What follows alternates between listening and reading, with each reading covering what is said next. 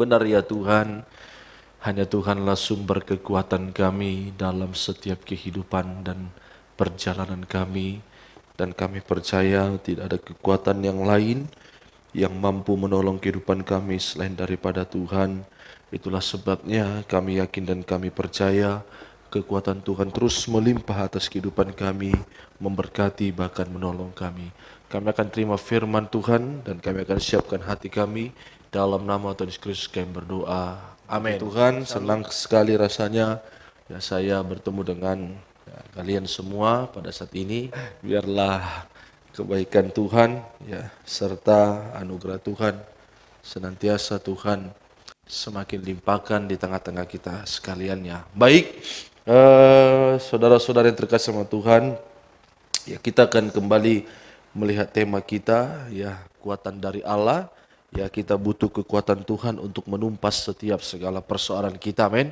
Apapun yang terjadi kalau Tuhan memberikan kekuatan, apapun yang kita alami saya yakin dan percaya Dia akan berperang ya menggantikan kehidupan kita yang lemah ini, bahkan Dia akan menolong dan kita keluar sebagai pemenang. Ada satu kisah dalam kitab 2 Samuel pasal yang ke-8 ya dalam 2 Samuel pasal yang ke-8 ayatnya yang pertama sampai pada ayatnya yang ke-13 ya. Tetapi kita baca saja pasal yang ke-8 ayat 6b ya. Ada cerita ini sudah biasa, cerita tentang Daud. Ya, Daud ini seorang raja Israel. Ya, dia raja yang sangat ahli di dalam bidang peperangan. Ya, dia ahli. Kenapa saya katakan ahli? Sebab setiap Daud berperang tidak ada pernah satu kali pun Daud kalah. Bahkan sebelum Daud menjadi raja pun, waktu dia melawan Goliat dengan perkakas yang sangat sederhana, Daud pun bisa menang. Ya, Daud pun bisa menang. Jadi hanya dengan ketapel dan 5 batu. Sementara Goliat tentara Filistin dengan ketopong keselamatan, dengan senjata-senjata yang hebat, maka Goliat bisa kalah takluk di bawah kaki Daud. Ya. Berarti apa? Berarti Daud menang bukan karena senjatanya yang hebat. Amin. Ya kan? Dia hanya memakai ketapel dengan 5 batu. Ya, tetapi Goliat itu memakai seluruh perlengkapan keselamatan. Hanya ada satu celah kecil yang ada tersisa di jidat Goliat dan itu dimanfaatkan oleh Daud sehingga Goliat bisa jatuh di bawah kaki Daud. Ya, berarti apa? Berarti bukan karena senjata Daud yang hebat. Kenapa Daud bisa menang?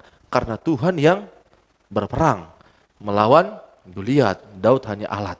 Ya itu sebabnya kita ya jangan lihat keberadaan kalian, ya mungkin kalian berkata keadaan kalian ini sangat kecil, ya tetapi kalau Tuhan yang berperang dalam setiap kehidupan kita, maka kehidupan kita yang kecil pun bisa menang. Amin.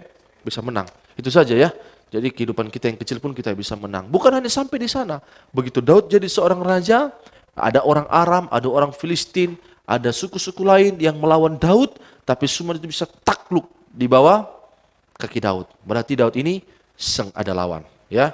Tidak ada lawan yang bisa mengalahkan Daud. Bukan karena Daud yang hebat, tapi karena Tuhan yang berperang. Mari dalam 2 Samuel pasal yang ke-8 ayat yang ke-6, ya. 2 Samuel pasal 8 ayat 6. Kemudian Daud menempatkan pasukan-pasukan pendudukan di daerah orang Aram dari Damsyik. Orang Aram itu takluk kepada Daud dan harus mempersembahkan upeti. Tuhan memberi kemenangan kepada Daud. Stop. Tuhan memberi kemenangan kepada Daud. Siapa yang memberi kemenangan? Ya, bukan Daud. Bukan Daud yang hebat, tapi Tuhan yang beri kemenangan kepada Daud. Saudara mau Tuhan beri kemenangan, amin? Kemenangan dalam hal apa yang kalian rindukan hari-hari ini? Ada musuh-musuh yang hebat, pergumulan-pergumulan yang belum terselesaikan. Banyak hal yang sekarang kita hadapi. Ya, bahkan di bidang kesehatan, di bidang pekerjaan, di bidang ekonomi, kami sebagai hamba Tuhan di bidang pelayanan.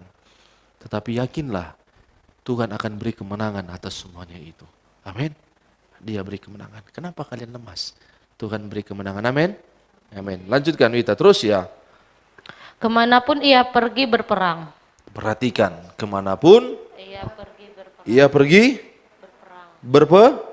Ayat 14 Wita silakan. Ya, kenapa Daud bisa menang? Ayat 14 jawabannya silakan terus ya.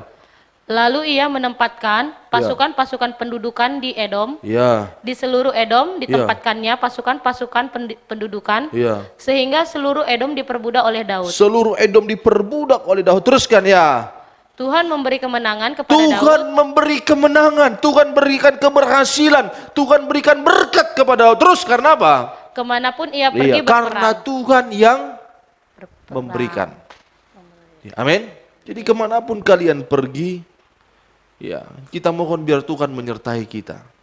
Supaya setiap apa yang kita kerjakan, Tuhan berikan kemenangan demi kemenangan, gilang gemilang. Ya, kemanapun. Saya sangat yakin itu kalau Tuhan ada bersama dengan kita, tidak ada terlalu sukar persoalan yang kita hadapi. Sebaliknya, kalau Tuhan tidak bersama dengan kita, persoalan yang kecil pun akan jadi sangat sukar. Ini Daud, ya Daud ini, ya kenapa dia menang, ya melawan semua musuh-musuhnya? Karena Tuhan menyertai Daud. Daud ini sehingga Daud mendapat kemenangan. Mari Mazmur pasal 60 ayat 1 ya sampai ayat yang selanjutnya kita baca dulu ya. Ya, supaya kita benar-benar mendapat penyertaan Tuhan sehingga setiap apa yang dikerjakan Daud, apa yang kita kerjakan, semuanya berhasil. Tetapi kita lihat, kenapa Daud disertai Tuhan? Kenapa Daud disertai Tuhan sehingga dia bisa menang dalam peperangan? Enggak ujuk-ujuk tiba-tiba disertai Tuhan, enggak ada yang instan. Dalam dunia ini tidak ada yang instan. Ya, namanya instan semuanya penyakit, amin. Kenapa Daud ini disertai Tuhan sehingga dia bisa menang dalam peperangan? Mazmur pasal 60, silakan. Untuk pemimpin biduan, menurut lagu, Iya. bunga bakung kesaksian, Iya. miktam dari Daud untuk diajarkan. Iya. Ketika ia memerangi orang Aram, Saudara tadi baca dalam 2 Samuel tadi, dia di situ menang melawan orang Aram. Kan di dalam 2 Samuel yang kita baca tadi kan dia itu kan berperang melawan siapa? Ya, sehingga Tuhan katakan kemanapun engkau pergi engkau akan menang. Kenapa dia diberikan kemenangan oleh Tuhan? Ini yang dilakukan Daud. Supaya kita belajar dari Daud ini. Ya, kemanapun kalian pergi, Tuhan berikan kemenangan. Ya, tadi dia kan di Aram dalam 2 Samuel pasal 8. Nah inilah yang dilakukan Daud. Saat dia berperang melawan orang Aram, makanya Tuhan berikan kemenangan. Teruskan ya. Mesopotamia, Ya. dan orang Aram Zoba, Iya. dan ketika Yoab pada waktu pulang, Ya. telah memukul kalah 12.000 orang Edom di lembah Asin. Iya. Ya Allah, Ya Allah, perhatikan ini yang membuat Daud menang. Teruskan ya. Engkau telah membuang kami, Iya. menembus pertahanan kami, Iya. Engkau telah murka, pulihkanlah kami. Iya, terus. Engkau telah menggoncangkan bumi dan membelahnya, Iya. perbaikilah retak-retaknya, sebab bumi telah goyang. Ya terus, lanjut terus. Yes. Engkau telah membuat umatmu mengalami penderitaan yang berat. Iya. Engkau telah memberi kami minum anggur yang memusingkan. Iya. Berikanlah kepada kami pertolongan terhadap Stop, lawan, pelan-pelan. Berikanlah kepada kami. pertolongan. Ya, ini doamu. Kenapa Daud bisa menang melawan orang Aram? Orang Mesopotamia. Kenapa? Karena dia berdoa demikian. Coba Daud ini saat dia berperang, dia katakan apa doanya?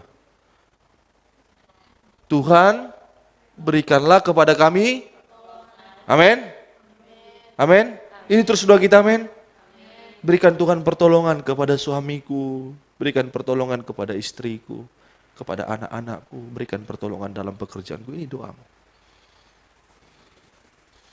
Daud kenapa dia bisa menang? Bukan karena Daud hebat, karena dia menaikkan setiap seruan doanya kepada Tuhan. Apa yang dia naikkan? Tuhan berikanlah pertolongan terhadap lawan. Terus, sebab sia-sia penyelamatan dari sia-sia manusia. kehebatanmu, sia-sia kepintaranmu, sia-sia kebisaanmu tanpa pertolongan dari Tuhan. Lanjutkan, lanjut ya. Dengan Allah akan kita lakukan perbuatan-perbuatan gagah perkasa. Dengan Allah kita akan lakukan perbuatan-perbuatan perkasa. Gagah perkasa, teruskan. Sebab ia sendiri akan menginjak-injak para lawan kita. Dia sendiri akan Menginjak-injak para lawan kita. lawan kita. Dia sendiri bukan karena atributnya, bukan karena kehebatannya. Sudah lepaskan atributnya itu semua. Amin. Tuhan yang berikan pertolongan. Jadi itu doa kita sekarang. Ya simpel kan? Ya kalau Tuhan memberikan kemenangan kepada kita, berdoa saja demikian. Tuhan, berikanlah pertolongan. Sebab engkau yang menginjak-injak lawanku. Bukan atributku. Bukan keperkasaan kerajaanku, bukan Tuhan. Percaya saudara dengan hal ini? Katakan amin, amin. Ya. Jadi apapun keadaan. Punyaku Gilead dan punyaku Manasye. Ya. Efraim ialah pelindung kepalaku. Ya. Yehuda ialah tongkat kerajaanku. Ya, teruskan. Moab ialah tempat pembasuhanku. Kepada Edom aku melemparkan kasutku. Karena Filistin aku bersorak-sorai. Ya. Siapakah yang akan membawa aku ke kota yang berkubu? Siapakah yang menuntun aku ke Edom? Ya, siapakah yang menuntun aku ke Edom? Perhatikan terus ya. Bukankah engkau ya Allah? Amin. Siapa yang menuntun saudara? Allah. Pertama, Daud mohon doa perlindungan supaya dia bisa menang. Yang kedua, dia lepaskan semua atribut kerajaannya. Yang ketiga, dia mengaku, bukankah engkau Tuhan yang menuntun aku? Amin. Serahkan di kamu masa mudamu kepada tuntunan Tuhan. Biar Tuhan yang tuntun. Jadi kita tidak bisa jalan sendiri. Amin. Amin.